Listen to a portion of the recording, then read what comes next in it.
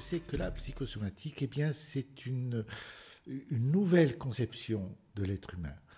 Nous considérons désormais que l'être humain n'est plus un simple sac rempli de liquide, comme certains peuvent le penser encore. Il n'est plus une machine sophistiquée. Il est considéré dans la psychosomatique comme un formidable ordinateur dont le calculateur central est le cerveau. Un cerveau qui a des capacités absolument inouïes sur le plan de la puissance, puisque nous savons qu'un seul neurone d'escargot installé au cœur d'un de nos ordinateurs fait de main d'homme pendant un temps relativement court, bien sûr, parce que ce n'est pas éternel dans ces conditions-là, eh bien, ce neurone d'escargot permet à cet ordinateur d'avoir une rapidité et une capacité de travail multipliées par 100. Et imaginez que nous disposons de plusieurs milliards de neurones beaucoup plus évolués que celui de l'escargot, bien sûr. Voilà, donc le calculateur central est le cerveau. Il est capable de nous piloter tout au long de notre vie. C'est grâce à notre cerveau que nous sommes capables de faire des mouvements aussi complexes que la marche et n'importe quel mouvement, avec tous les muscles qui vont dans le sens de l'avancée dans l'espace, dans le sens de la retenue des mouvements, etc. Donc tout ça, c'est des apprentissages. C'est pareil, c'est grâce à notre cerveau que nous savons lire, écrire, etc. Et en même temps, il faut bien prendre conscience que ce cerveau n'est pas intelligent au sens véritablement profond. Il n'a qu'une intelligence informatique, il n'est capable que de mettre en œuvre des programmations qui sont préinscrites ou qu'il a acquises au cours d'apprentissage. Donc cette notion est déjà très très importante. Alors, qu'est-ce que c'est que la psychosomatique? Donc c'est une conception de la vie, du fonctionnement, bien sûr, qui sous-entend qu'il y a quelque part, ailleurs que dans le cerveau, un commandant de bord. Si on prend la comparaison de l'avion de ligne, bien sûr, il y a un pilote automatique, mais il y a aussi le commandant de bord, c'est-à-dire le pilote humain. Et notre commandant de bord, pour nous, c'est notre esprit. Et l'esprit n'est pas à confondre avec ce cerveau. L'esprit, il est probable qu'il n'a pas de limite très définie, mais son centre se trouve au niveau du point hara, c'est-à-dire au niveau du centre de gravité du corps humain. Voilà.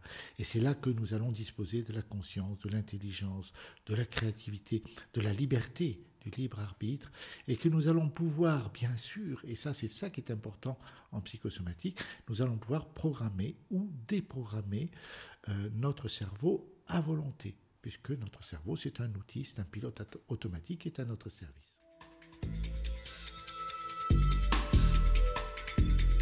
Traversons la vie avec des émotions qui sont heureusement souvent positives, mais qui parfois aussi sont négatives. Et certaines de ces émotions vont obligatoirement nécessiter un travail de digestion, si l'on peut dire. C'est-à-dire qu'il faut les accepter et puis faire le deuil peut-être d'un parent qui est décédé ou d'une personne que l'on aimait fort, faire le deuil d'une séparation, faire le deuil d'une violence qui a été subie, d'une humiliation. Bon, ça arrive assez souvent comme ça qu'il y a des émotions qui sont difficiles à digérer. Et donc ça, c'est tout un travail. Et bien sûr, ce travail peut se faire à plusieurs plans.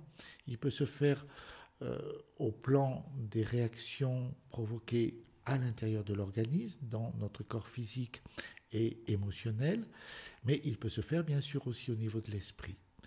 Alors, le travail au niveau de l'esprit, automatiquement, cela va nécessiter ce qu'on appelle une religion, c'est-à-dire quelque chose qui nous relie au Créateur, au divin. Alors, quelle que soit la conception que l'on ait par rapport à ça, peu importe, mais c'est absolument important de pouvoir se relier à quelque chose qui nous dépasse pour pouvoir faire le deuil des émotions qui ont été trop violentes. Mais au niveau de la matière, au niveau du corps physique, eh bien, il faut savoir qu'il y a un certain nombre de mécanismes qui sont prêts à se mettre en place pour assimiler, pour digérer en quelque sorte ces émotions. La première des structures, c'est d'abord la psyché, ce qu'on appelle la psyché, c'est-à-dire le corps énergétique que les médecines orientales connaissent bien à travers les chakras, à travers la médecine traditionnelle chinoise, à travers des techniques comme ça, qui permettent d'aider la guérison de ces émotions. Les émotions sont également digérées, assimilées en quelque sorte par notre cerveau à l'échelle matérielle. Et à ce niveau-là, c'est le cerveau limbique, c'est-à-dire une région centrale de notre cerveau qui se charge de ça. Et d'ailleurs, il est assez étonnant de constater que toutes les informations sensorielles, la vue, l'ouïe, l'odorat, le goût et le toucher, transitent, font relais au niveau de ce cerveau limbique, justement pour gérer très probablement cette dimension émotionnelle des informations sensorielles qui nous parviennent. Et normalement, le cerveau limbique est capable de gérer ces informations et cette dimension émotionnelle. Et ensuite, une fois que c'est digéré, eh bien, on arrive à vivre à nouveau tout à fait normalement. Mais dans certains cas, les émotions sont beaucoup trop lourdes, beaucoup trop dures, et nous ne parvenons pas à digérer, à assimiler, à en tirer la leçon de façon automatique au niveau du cerveau. Et dans ce cas-là, ces émotions-là vont s'accumuler. Elles vont être rangées dans une mémoire de ce cerveau limbique. Et quelque part, elles vont l'accaparer. Ce qui fait qu'il va y arriver un jour où si ces émotions dures se succèdent, s'accumulent, où le vase va être plein et ça va déborder. Et lorsque ça déborde, ça crée une véritable tempête émotionnelle cérébrale et la totalité du cerveau va être accaparée par cette émotion. Et dans ce cas-là, on va se retrouver dans une situation de double danger de mort. Le premier danger de mort est causé par le fait que dans cette circonstance, bien sûr, on ne va plus penser à manger, on ne va plus être capable de dormir, le stress sera trop intense et par conséquent, on va finir par s'épuiser sur tous les plans. Donc, c'est pas possible de rester comme ça indéfiniment, à moins bien sûr d'une démarche spirituelle très complexe, mais là c'est un autre sujet.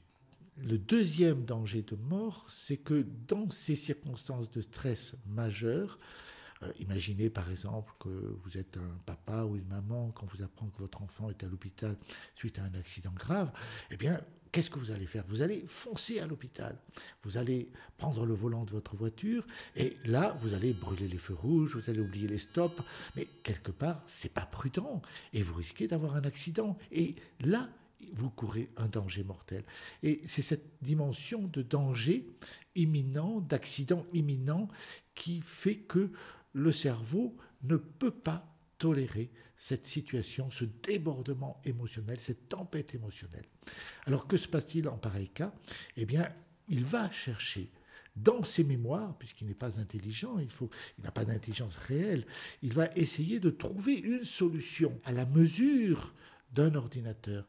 C'est-à-dire qu'il va fouiller ses mémoires et il va chercher un programme de survie. Quelque chose qui remonte souvent à la nuit des temps, qui n'est pas du tout forcément adapté à la situation présente. Par exemple, si nous gardons l'exemple de cette maman qui court à l'hôpital parce elle vient d'apprendre que son enfant a eu un accident et qu'il est en danger de mort, eh bien, dans ce cas-là, le cerveau va se dire « mon enfant est en danger de mort » et il va chercher donc dans ses programmes ancestraux et il va arriver sur le premier danger de mort qui concernait l'enfant chez les mammifères, la famine. Et par conséquent, il va développer ce programme et il va mettre en œuvre un processus pour pallier à ce danger de mort par famine de l'enfant. Alors que ce n'est pas du tout le cas. Mais le cerveau ne va pas faire la différence entre ces choses-là.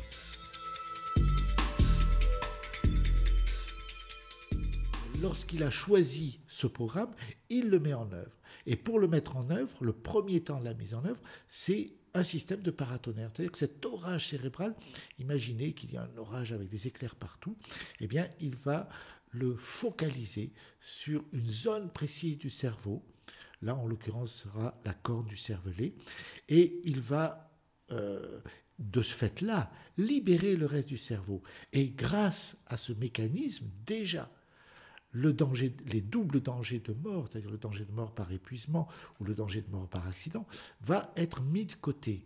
Donc c'est déjà colossal, même si ça ne va pas plus loin. Au niveau de cette zone paratonnerre du cerveau qui a été donc choisie de façon un peu mécanique par le cerveau, il va y avoir une transmutation de cette énergie négative en énergie positive, et elle va être ensuite expédiée en quelque sorte vers l'organe correspondant.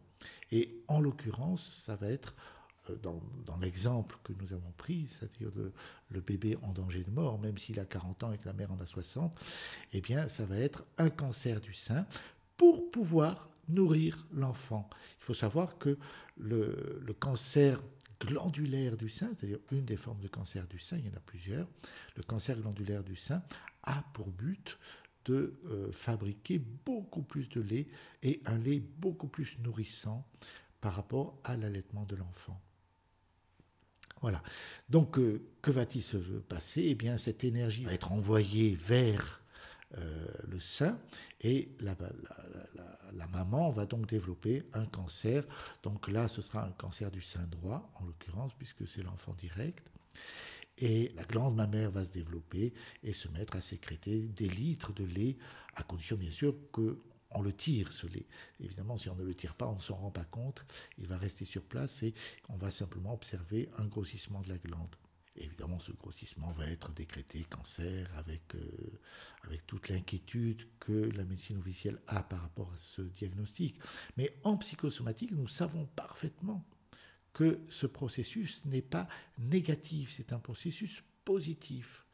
Si vous prenez par exemple le cas de la vache laitière qui, contrairement aux humains, synthétise la vitamine C, eh bien, la vache laitière est une vache qui a un cancer des mamelles, et un cancer extrêmement important, et c'est grâce à ce cancer que sa production de lait est passée de 4 à 5 litres par jour lorsqu'elle a le veau au pis, à 20, 30, 40, voire 50 litres par jour, et c'est un lait qui est encore plus nourrissant, qui est de très très très très bonne qualité sur tous les plans, même énergétiques. Donc c'est important de comprendre ces mécanismes-là. Voilà, donc quelque part on pourrait dire qu'en psychosomatique, le cancer, c'est un petit peu comme la soupape de sécurité de la cocotte minute. Une cocotte minute, donc c'est une casserole particulière aux parois très épaisses et qui permet la cuisson à une température beaucoup plus élevée grâce à une hyperpression. Cette hyperpression est obtenue par un couvercle parfaitement étanche, et il y a un pointeau qui évite donc que la pression reste la pression atmosphérique banale.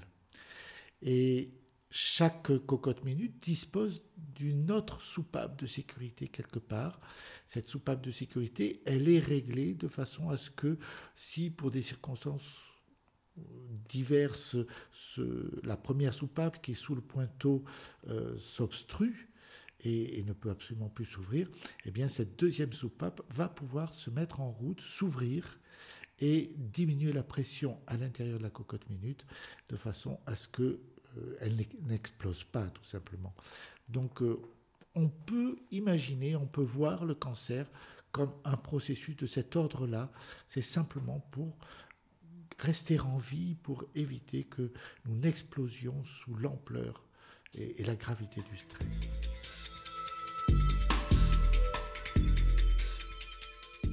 Si on veut faire un travail de guérison, il va falloir d'abord sortir du processus émotionnel et donc faire tout un travail de psychothérapie. Il va falloir essayer de reprogrammer le cerveau par rapport à ces programmations ancestrales complètement inadéquates très souvent, et donc ça implique de prendre en compte la dimension spirituelle de l'individu et sa reliance au divin, quelle qu'elle soit, et puis Et puis bien sûr, il va falloir faire un travail vraiment sérieux de redigestion de toutes ces émotions qui se sont accumulées au cours des années et qui ont rendu cette personne très vulnérable. Donc c'est un travail assez complexe qui peut prendre plusieurs jours. Et en même temps, c'est quelque chose qui est tellement plus réconfortant, tellement plus positif que, que la médecine officielle telle qu'elle fonctionne actuellement et qui est dans cette peur terrifiante vis-à-vis du cancer. Donc c'est dommage. Je pense qu'on peut revoir tous ces processus cancéreux dans cette dynamique psychosomatique avec beaucoup plus d'apaisement et avec probablement des bien meilleurs résultats que ce que n'obtient la médecine officielle aujourd'hui.